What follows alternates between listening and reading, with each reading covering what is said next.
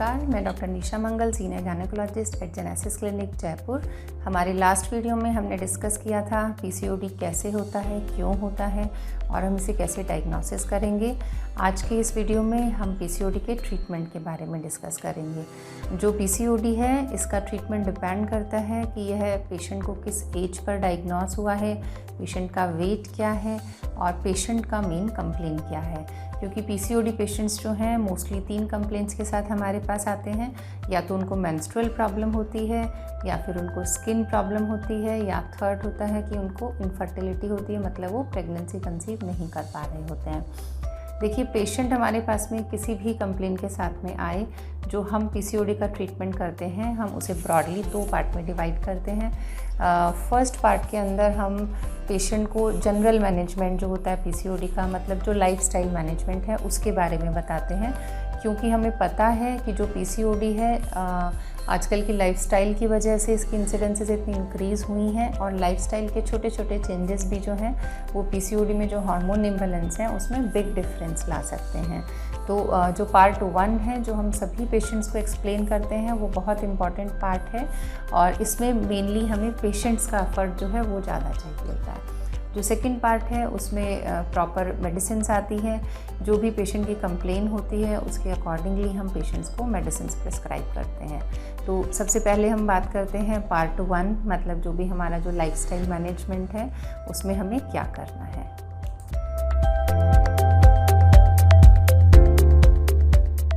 PCOD patients में हम ये चाहते हैं कि वो समझें कि पीसीओडी किन कारणों की वजह से हो रहा है और उसे हम कैसे मिनिमाइज़ कर सकते हैं। जैसा कि हम जानते हैं पीसीओडी होने के 3 मेन कारण हैं। फर्स्ट है जेनेटिक, सेकंड आता है एनवायरमेंटल फैक्टर्स और थर्ड आता है हमारा लाइफस्टाइल चेंजेस। जेनेटिक फैक्टर्स हैं उनका हम बहुत कुछ ऑल्टर नहीं कर सकते हैं। जो एनवायरमेंटल फैक्टर्स है उसमें हम जो भी हम प्लास्टिक यूज़ कर रहे हैं, या जो हम फूड पैकेजिंग में एल्यूमिनियम फॉइल्स या फूड कैंस यूज़ कर रहे हैं, तो अगर हम उनका यूज़ मिनिमाइज़ करेंगे तो जो सब्सटेंस है बीपीए जिसकी वजह से पीसीओडी की इंसिडेंसेस इंक्रीज़ हो रही हैं तो वो रिड्यूस हो पाएंगी। सेकंड है जो भी हैवी मेटल्स हैं उनको अवॉइड करने के लिए हमें फ़िल्टर्ड वाटर यूज़ करना चाहिए, और जो भी एनवायरनमेंट में पेस्टिसाइड्स हैं या केमिकल्स यूज़ हो रहे हैं उनसे बचने के लिए हमें जो भी वेजिटेबल्स हैं या फ्रूट्स हैं, फर्स्ट तो हमें सीजनल यूज़ करने चाहिए, प्रिजर्वेटिव्स वाले नहीं हो, और सेकंड जो भी हम फ्रूट्स वेजिटेबल्स यूज़ लें हमें उन्हें वॉश करके काम में लेना है। थर्ड पॉइंट आता है लाइफस्टाइल चेंजेस। जो लाइफस्टाइल चेंजेस है ये ही सबसे बड़ा और मॉडिफाइबल फैक्टर होता है पीसीओडी पेशेंट्स के अंदर। क्योंकि कुछ जनरल हैबिट्स हैं, अगर वो पेशेंट्स अपने अंदर चेंज करता है, उनको अपने अंदर ही इनकलकेट कर लेता है, तो इन पेशेंट्स को आगे मेडिसिन की रिक्वायरमेंट भी कम होती है। लाइफस्टाइल चेंजेस में बेसिकली 4 पॉइंट्स आते हैं। फर्स्ट होता है जो हमारे एक्सरसाइज है या फिज़िकल वर्कआउट, सेकंड होता है हमारी diet habit changes, third sleep pattern, और फोर्थ होता है स्ट्रेस मैनेजमेंट। तो सबसे पहले हम बात करेंगे हमारा एक्सरसाइज पार्ट की।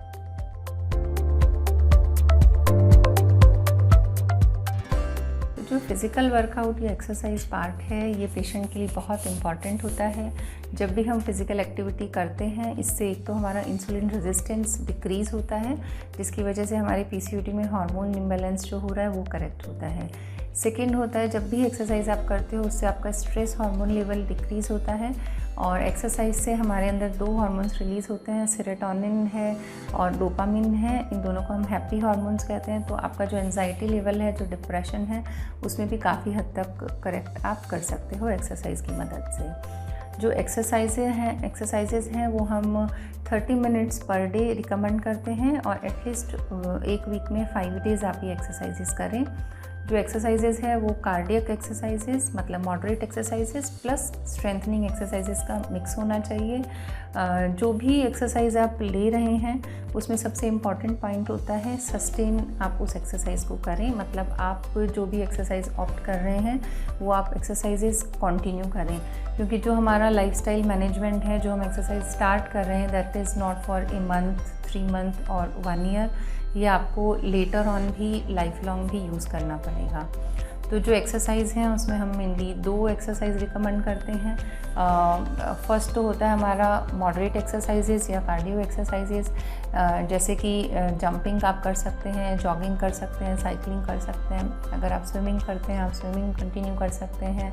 इसके अलावा भी कुछ डांसिंग है, पावर योगा है, जुम्बा है, बहुत सारे पैटर्न हैं जो हमारे मॉडरेट एक्सरसाइजेज में आते हैं।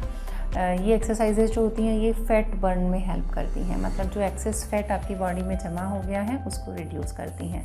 एक और टेक्निक भी है जो आजकल हम काफ़ी यूज़ करते हैं, इसे हम बोलते हैं HIIT। ये होता है हाई इंटेंसिटी इंटरवल ट्रेनिंग। इसमें हम जो है एक्सरसाइज करते हैं, फास्ट एक्सरसाइज करते हैं फॉर फ्यू सेकेंड्स और उसके बाद हम एक गैप लेते हैं, rest period for few seconds. जब भी आप स्टार्ट करते हैं HIIT तो हम कहते हैं कि जो एक्सरसाइज और रेस्ट पीरियड उसका रेशो जो है 1:4 होना चाहिए। जैसे आप 15 सेकेंड्स आप फास्ट एक्सरसाइज करेंगे और 1 मिनट का आप रेस्ट लेंगे। जैसे जैसे आपकी बॉडी यूज़ टू होती जाती है आप इस रेशो को इंक्रीज़ कर सकते हैं। तो HIIT है या ये मॉडरेट एक्सरसाइजेज हैं, ये अपने फैट बर्न में हेल्प करती हैं। सेकेंड एक्सरसाइज का मोड आता है हमारी स्ट्रेंथनिंग एक्सरसाइजेज। स्ट्रेंथनिंग एक्सरसाइजेज जो है हमारा मसल जो है उसको स्ट्रेंथन करती हैं। जब भी हमारी मसल स्ट्रेंथनिंग होती है तो ये इंसुलिन रेजिस्टेंस को डिक्रीज़ करती हैं, तो ये हमारे मेल हार्मोन्स को रिड्यूस करती हैं। स्ट्रेंथनिंग एक्सरसाइजेज का मतलब कभी भी बॉडी बिल्डिंग एक्सरसाइजेज नहीं होता, वो अलग चीज़ है और स्ट्रेंथनिंग एक्सरसाइज अलग चीज़ है। स्ट्रेंथनिंग एक्सरसाइज में हम या तो पेरिफेरल स्ट्रेंथनिंग एक्सरसाइजेज होती हैं और कुछ कोर स्ट्रेंथनिंग एक्सरसाइजेज होती हैं। पेरिफेरल स्ट्रेंथनिंग का मतलब है कि हम हैंड्स और लेग्स की एक्सरसाइज कर रहे हैं, जैसे कि स्क्वैट्स आता है, प्लैंक्स आते हैं, आप पुशअप्स कर सकते हैं, इसमें आप हाफ पुशअप्स कर सकते हैं। तो ये एक्सरसाइजेस आपके हैंड्स और लेग्स के लिए होती हैं।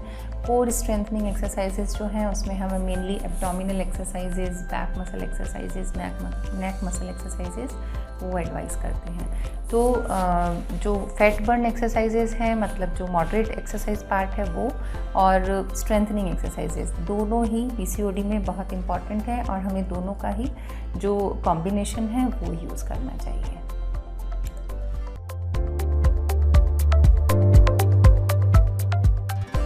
PCOD में डाइट का बहुत इंपॉर्टेंट रोल होता है।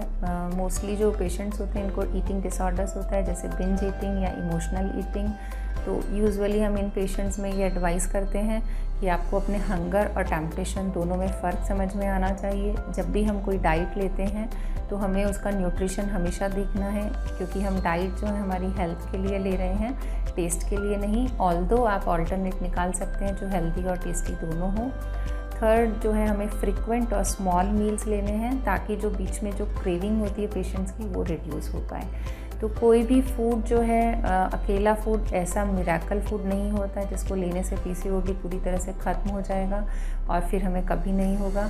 PCOD एक लाइफस्टाइल प्रॉब्लम है, तो हमें जो अपनी डाइट में छोटे छोटे चेंजेस करने हैं उनको हमें हेल्थ के लिए करना है और उन्हें कंटिन्यू रखना है।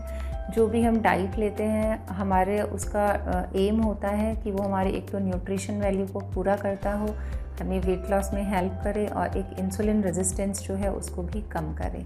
तो PCOD में डाइट की कुछ इम्पॉर्टेंट टिप्स होती हैं। सबसे पहले हम इन टिप्स को डिस्कस करेंगे।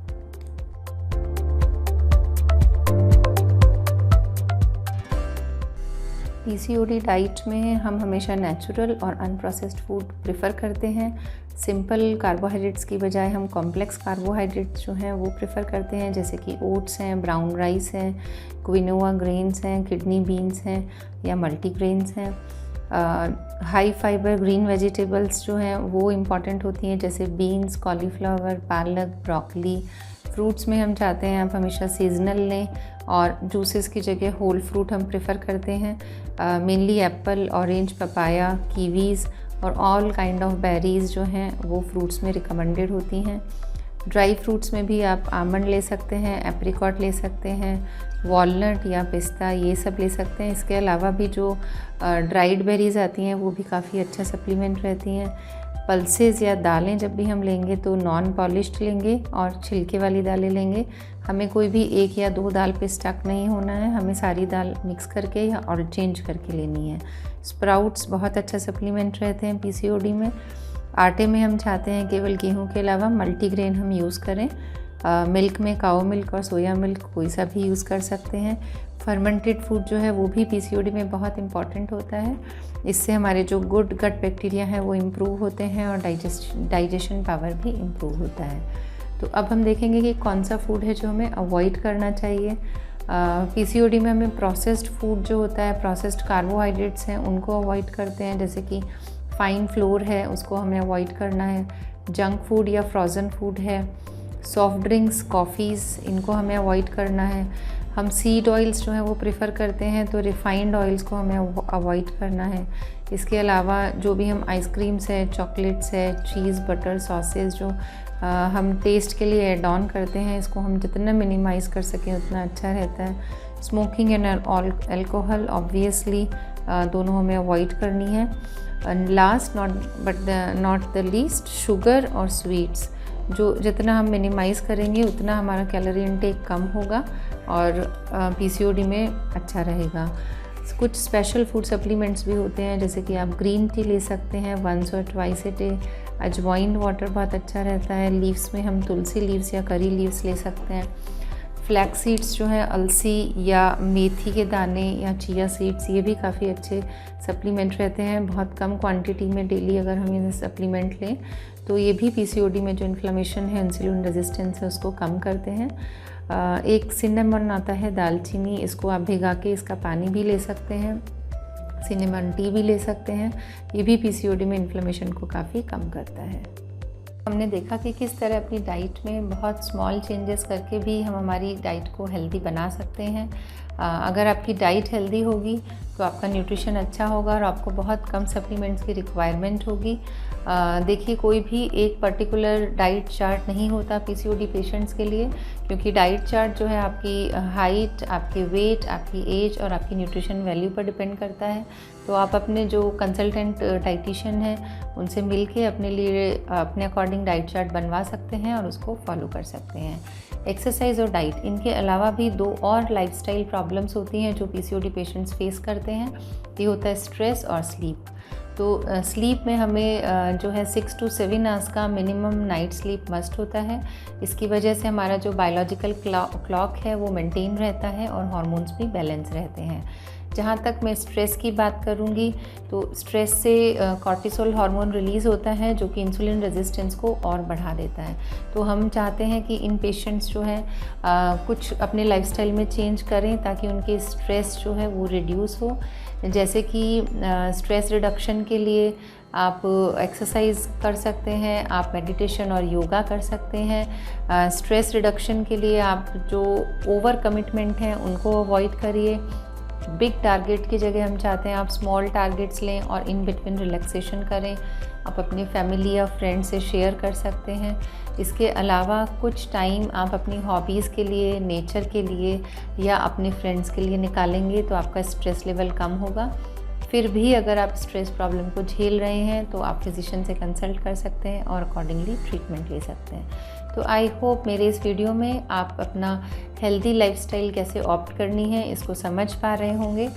आप इसको अपने फ्रेंड्स और फैमिलीज़ के साथ भी शेयर करिए। जो भी पीसीओडी को सफ़र कर रहे हैं पेशेंट्स, उनके लिए बहुत बेनिफिशियल है। मेरे नेक्स्ट वीडियो में हम बात करेंगे पीसीओडी में क्या मेडिसिन्स यूज़ करते हैं और क्या अदर ट्रीटमेंट्स होते हैं जो हम दे सकते हैं। Thank you.